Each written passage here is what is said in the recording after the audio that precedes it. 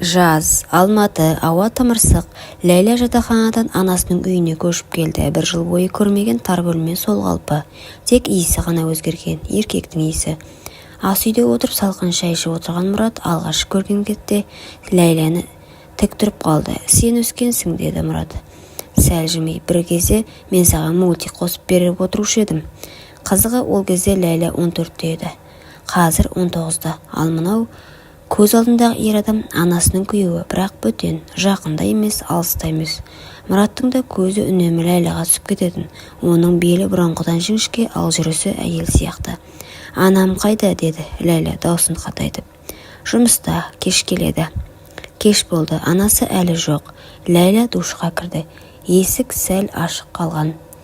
Сол сәтте дәлізден өтіп бара жатқан Мұрат бір көзімен көлеңке арқылы қыздың жалаңаш иығын шалып қалды. Іші от болып кетті. Жоқ, бұл дұрыс емес, деді ішінен. Ал Ләйлә көрпесіне оранып жатып, еркек иісін сезіп, жүрегінің терең түкпірінен бір нәрсенің оянғанын байқады. Бұл еркекке бұрын соңды олай қарамаған. Бірақ енді ол бөтен емес, тым тартымды. Таң. Ас үйде Ләйлә жалаң аяқ үстінде қысқа халатпен шай қойып жүр.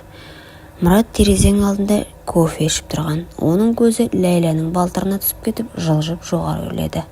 Халаттың ішінен қыздың тыржалаңаш денесі білініп тұр. Кешіріңіз, оянғаныңызды байқамаппын, деді Ләйлә. Әдейі мойнын көрсетіп, шашын артқа жинай отырып. Мұрат үнсіз, қолындағы кесе сәл дірілдеді. Мен киініп келейін, деді ол. Бірақ орнынан қозғала қоймады. Ләйлә арт жағымен оған арқасын беріп ыдыс аяқ жуып жатты.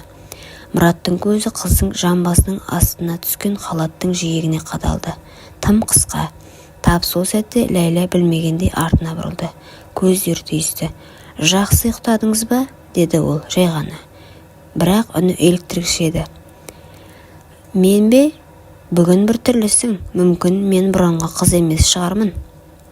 Екеуінің арасында үнсіздік орнады. Тек шәйнектің ысқырығы ғана тыныштықты бұзды. Бірақ ол дыбыс іштеріндегі жалындап тұрған тыйымсыз сезімді тоқтата алмады. Мұрат есін жиғандай басын шайқап ас үйден шықты. Ләйлә күлімсіреді. Кешке қарай аспанды бұлт торлады. Найзағай ойнап жаңбыр шелектеп қойды. Анасы қонаққа кеткен еді. Сол қонақтан келмейтінін хабарлады. Түнде қаламын, қонып қаламын, деді құрғақ үнмен. Сол сәтте жарық сөніп қалды. Ләйлә телефон шамын жағып бөлмеден шықты. Мұрат, жарық жоқ, деді ол, даусын сәл қорқыныштетіп шығаруға тырысып. Білемін, деді Мұрат, қасықпен кофе араластырып. Шам іздеп едім, маған қорқынышты, деді Ләйлә сабырмен. Сен бала сияқтысың ба? Жоқ, сен қыз сияқтысың, деді Мұрат. Алғаш рет шекарадан аса жаздаған үнмен. Жанасу, кездейсоқ білектері бір-біріне тиді. Сол сәтте екеуі де тоқ соққандай селк етті. Қолың суық екен, деді Ләйлә. Ал сенің алақаның? Мұрат бір сәт үндемей қалды. Сосын жылы екен. Тыныштық. Найзағай жарқ етті. Шам жарығы Ләйләнің бетіне түсті. Еріндері сәл ашық, көзі терең әрі нұрлы. Оның халаты түнде одан да қысқарды. Сен ойнап жүрсің бе менімен, деді Мұрат. Даусы күңіреңденіп. Ал егер иә десем, деді де Ләйлә бір қадам жақындап. Тоқта. Бірақ ол сөзін аяқтай алмады. Өйткені Ләйлә оның қолынан ұстады. Ал Мұрат алғаш рет жігерсіздіктен қолын тартып алмады. Сол түнде алғаш рет тыныс тіршіліктен басқа бірдеңе естілді. Ыстық ауада құмарлықтың дыбысы ілініп тұрды. Жаңбыр үдей түсті. Үйде қараңғы. Тек шамның әлсіз жарығымен екі дененің жылуы ғана бар. Мұраттың жүрегі дүрсілдеп соғып тұр. Ләйләнің алақаны әлі де оның қолында. Егер тоқтамасақ, деді ол ақырын. Тоқтай алмаса ше, деді Ләйлә, еріндері жақындай түсіп. Сол сәтте еріндер түйісті. Әуелі баяу, сосын құмарлықпен. Мұрат өз-өзін жоғалтып алды. Оны тоқтатқан иелікте ұятты тіпті ар-ұжданда емес. Жылдар бойы іште бұғып жатқан аштық. Ләйлә үнсіз еді. Ол еркектің еркін билеп жатқанын ұқты. Бұл еркек өгей әке. Бірақ дәл қазір оның кім екені маңызды емес. Шам құлап түсті.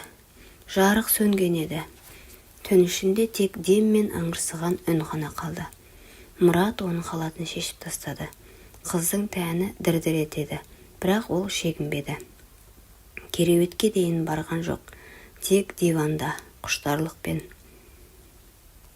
Мұрат Ләйләнің бұлтиған қос анарынан құшарлана сүйіп құшақтады. Қақиған айғырын Ләйләнің үңгіріне сұққылап рахат сезімге ұласты. Бәрі аяқталған соң үнсіздік орнады. Мұрат терең дем алып жатты. Біз мұны істемеміз керек еді, деді ол. Бірақ біз істедік, деді Ләйлә, көрпесін жамылып. Енді бәрі өзгерді. Сол сәтте екеуінің өздерінің не істегенін сезінбеді. Тыйым бұзылды, артқа жол жоқ. Таң атты. Мұраттың жанын кінәлілік күйретіп жатыр. Ол ұйықтамаған. Жуынбастан жұмысқа кетіп қалды. Артында тек қырынбаған жүзі мен ішіндегі арыждан арпалысып қалды. Қалай мен бұған бардым? Ол қыз, ол әйелімнің қызы. Ал Ләйлә төсекте шалқасынан жатыр. Көзінде қуат. Енді бәрі менің қолымда. Ол мені қалайды. Ол айна алдында тұрды. Өзінің тәніне қарап кешегі іздерді есіне алды. Түндегі жігерсіздік емес, еркектің шын құмарлығы сезілді. Бірақ оның өзіне деген сенімін еселеп жіберді. Кешке Мұрат жұмыстан шаршап келді. Есіктен кіре сала көздері қайта түйісті. Кешіктіңіз ғой, деді Ләйлә сықылықтап. Мені сағындыңыз ба? Ләйлә, деді Мұрат сәл ашулы үнмен. Кеше не болғанын ұмытайық, бұл дұрыс емес. Жақсы, ұмытайық, бірақ анама айтайын ба, деді ол кенет байыппен. Мұраттың жүзі бозарып кетті. Не? Жоқ, жай қалжың ғой. Ол оның жанына келіп мойнынан иіскеп. Бірақ сен менің денемді ұмыта алмайсың. Өзім де сені түнде ойлап ұйықтай алмаймын, деп сыбырлады. Мұрат оның орнынан тұрып кетпек болды, бірақ қыз оның белінен ұстап қалды. Тағы да қаламайсың ба, деді ол еріндерін тістеп. Мұрат үндемеді. Бұл үнсіздік келісім еді. Соңғы аптада бәрі өзгерді. Мұрат бұрынғыдай емес, үнемі ойда, көңілі алаң. Ал Ләйлә керісінше жайнап жүр. Үстіндегі киім қысқара түсті. Дауыс ырғағы сызылып шықты. Тіпті анасының алдында да ашық ойнап жүр. Бір күні таңғы асты анасы күлімсіреп отырып, қызық, Мұрат, сен менің қызымды бұрынғыдан да жақсы көріп кеткейсің ғой, дейді. Мұрат қасы түсіріп алды. Қайдағы сөз, ол бала. Бала деп атауға аузың барса, деді анасы бір түрлі үнмен. Ләйлә үндемей шай ішіп отырды. Кешкісін Ләйлә мен Мұрат тағы оңаша қалды. Ол күдіктеніп жүр, деді Мұрат терезеден қарап.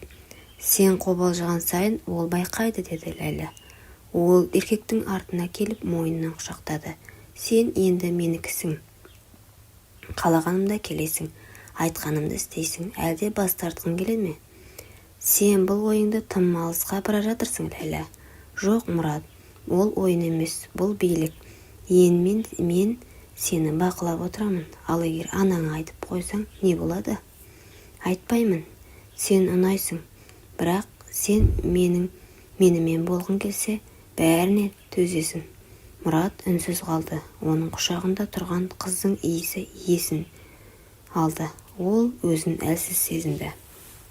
Бір қыздың құшағында тұрып, өз үйінде тұтқын болғанын түсінді. Сол түні есіктің арғы жағынан дыбыс шықты. Анасы ұйықтай алмай дәлізге шыққан. Қыздың бөлмесі жарық, есігі жартылай ашық еді. Ішке үңілді, ешкім көрінбейді, бірақ шам жанып тұр. Тек аяғының ізі жатын бөлмеге қарай. Мұрат, деді ол түн ортасында. Иә, деген дауыс шықты жанынан. Қыздың бөлмесінде жүрсің бе? Жоқ, жай шамын өшіріп жатыр едім. Күдік қоюлана түсті. Келесі күн анасы күтпеген жерден үйден шығып кетті. Түстен кейін келем, деді. Бірақ ол кетісімен-ақ Ләйлә ваннада тұрды. Сүлгісімен.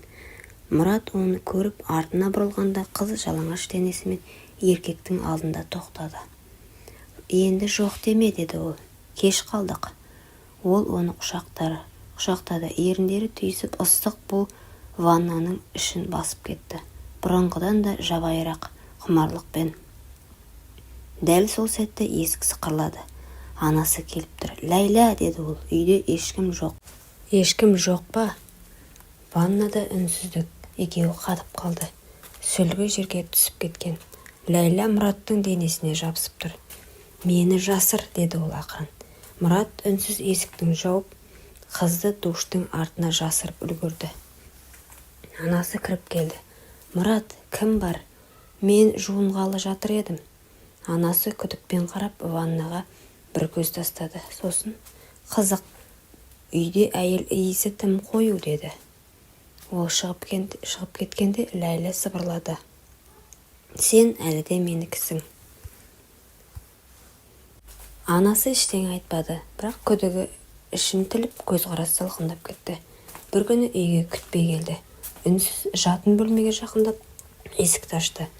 Ал алдында еденде шашылған киім, кереуеттің шеті, ал үстінде Ләйла мен Мұрат. Көздері түйісті. Мұрат орнынан тұра алмай қалды. Ләйла көрпемен оранды. «Сен менің қызым емессің. Анашым, сен менің күйеуімді». Даусы дірілдеп, көзі жасаурап, тізесі бүгіріп кетті. «Анашым, бәрі жай емес, бұл жеркеніш, екеуің де мен үшін өлдіңдер». Анасы есікті тарс жауып үйден шығып кетті. Кейін ол Ләйләні үйден қуып шықты. Қыз түк демеді, кетіп бара жатып тек артына бұрылып, «Сен де бәрін жоғалттың, мама», деді. Мұрат әйеліне қайта-қайта кешірім сұрап келіп жүрді. «Мен сені сүйем, қателік болды. Бұл кешіріммен жуылатын нәрсе емес», деді әйелі. «Сен менің ең үлкен сенімімді өлтірдің». Ол оны ешқашан кешіре алмады. Ал Ләйла жатақханада тұрып жатты. Қарапайым, тар бөлме, ешқандай ыстық құшақ, ешқандай тыйымсыз құмарлық тағылмады. Сол жерде бір күні өзіне 20 жас үлкен, ажырасқан, ақшасы бар, бірақ жалғыз еркекпен танысты. Ол оны әйел етіп алды. Бірақ бәрі жайлы емес еді. «Мен бала сүйгім келеді», деді ол. Дәрігерлер, «Кешіріңіз, бала көтере алмайсыз», деді. Ләйла үнсіз отырды. Жылдар өтті, байлық болды, жағдай болды. Бай еркек жатақханадан алып кеткенмен бақыт орнамады. Жылдар өтті, байлық болды, жағдай болды. Бірақ үйде үнсіздік. Бос терезе алдында отырып, ол әлгі жаңбырлы түнді еске түсірді. Сол құмарлық бәрінің басы еді. Өмір өкінішпен өтті. Жүрегі ешқашан аналық махаббатты сезінбеді. Жанында адам болса да ішінде бос орын қалды. Құрметті оқырман, өмірден алынған шынайы оқиғаларды тыңдағыңыз келсе, менің арнама тіркеліп, лайк, комментарий жазып қолдап кетіңіздер. Тыңдағандарыңызға мыңда бір рахмет.